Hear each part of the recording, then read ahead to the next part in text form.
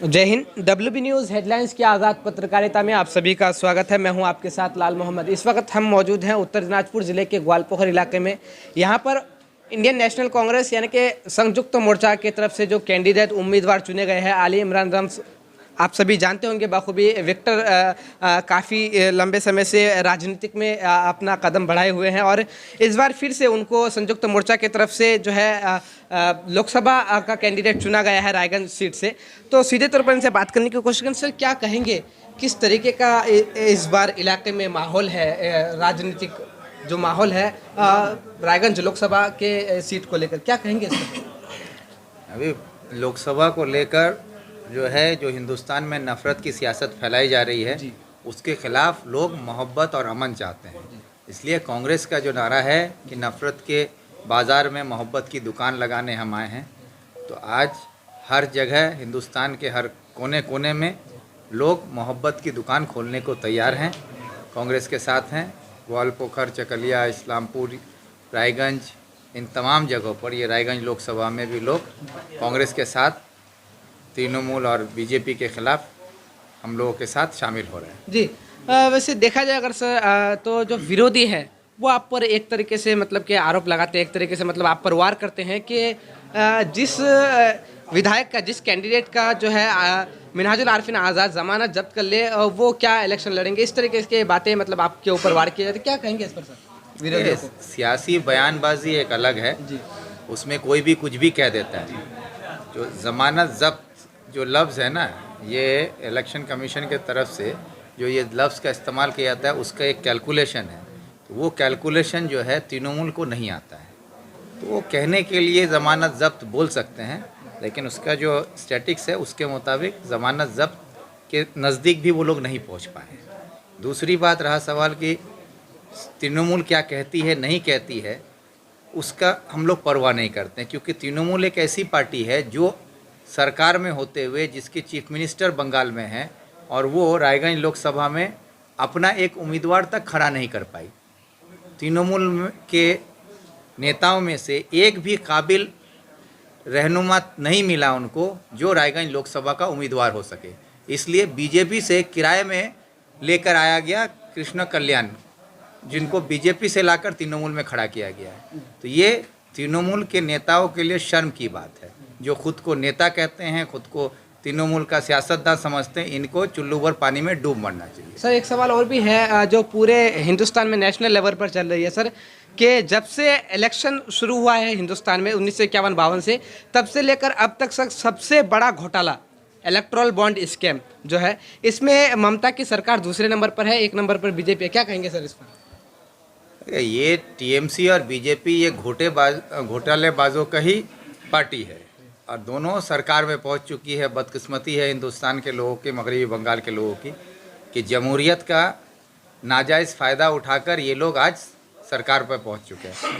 लेकिन इनका जो इलेक्ट्रल बॉन्ड का जो ये घोटाला सामने आया है, ये इस बात को तो साबित करता है कि जो बात हमेशा से अपोजिशन में रहते हुए हम लोगों ने कही है कि तृणमूल और बीजेपी चोर है, देश को बेच रहा है, देश को लूट रहा है, गरीब किसान मज़दूरों का, नौजवानों का रोज़गार छीन रहा है, तो ये बात तो आज साबित हो रही है ना कि ये बॉन्ड, जो इलेक्ट्रल बॉन्ड के ज़रिए जो पैसा लूटा जा रहा है, ये किसका पैसा? आम पब्लिक का पैसा है, जो हम टैक्स के ज़रिए सरकार को देते हैं, वही पैसा वो बॉन्ड के ज़रिए सरकार घोटाला कर रही है। तो ये हमारा आम आदमी का, किसान मज़दूर का पैसा है, बेरोज़गार नौजवानों का पैसा है, मज़दूर का पैसा है, देश का पैसा को लूटा जा रहा है। तो इन लुटेरों के खिलाफ ही हमारी लड़ाई है, मुहिम है कि लुटेरों को बंगाल से और हिंदुस्तान से इन लोगों को निकाल के फेंकना होगा।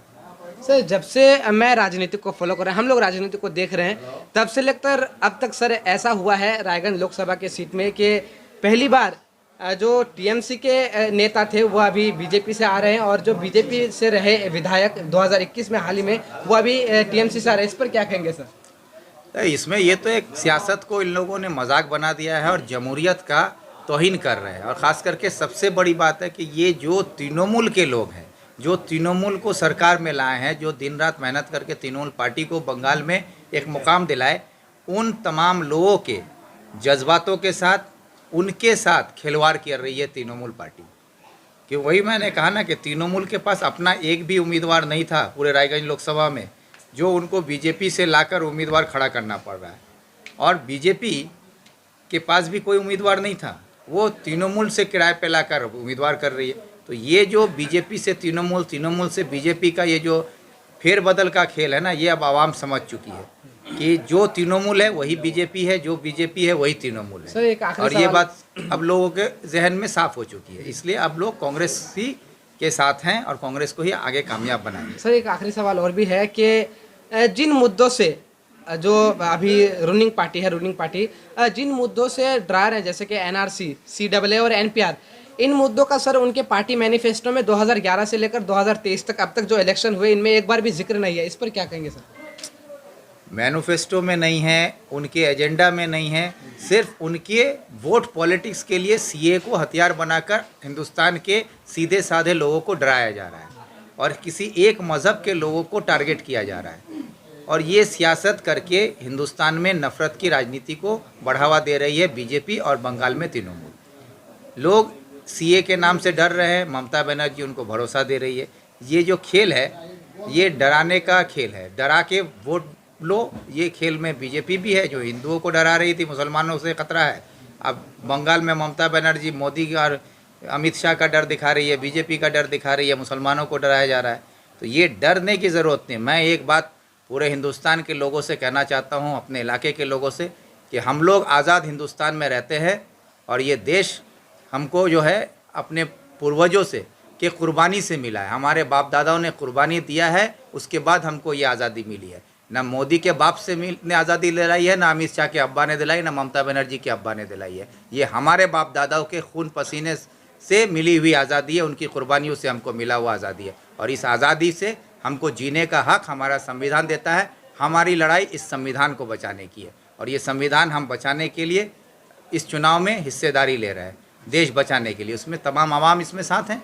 सर, जब से इलेक्शन शुरू हुआ है तब से लेकर पहली बार ऐसा हुआ है कि उत्तर दिनाजपुर जैसे पिछड़े इलाका ज़िले से, उसमें भी पिछड़े इलाके जो ग्वालपोखर, चाकुलिया, जो करंदगी जो माना जाता है, उसमें से एक पहली बार आपको कैंडिडेट चुना गया, जिसमें आम जनता भी कह रही है कि घुरेर छुआ। तो सर, क्या कहेंगे इसमें कि पहली बार ऐसा हुआ है जिसमें आपको चुना गया है पिछड़े इलाके से, सुरजापुरी लैंग्वेज वाले किसी शख्स से? तो क्या कहेंगे सर इस पर?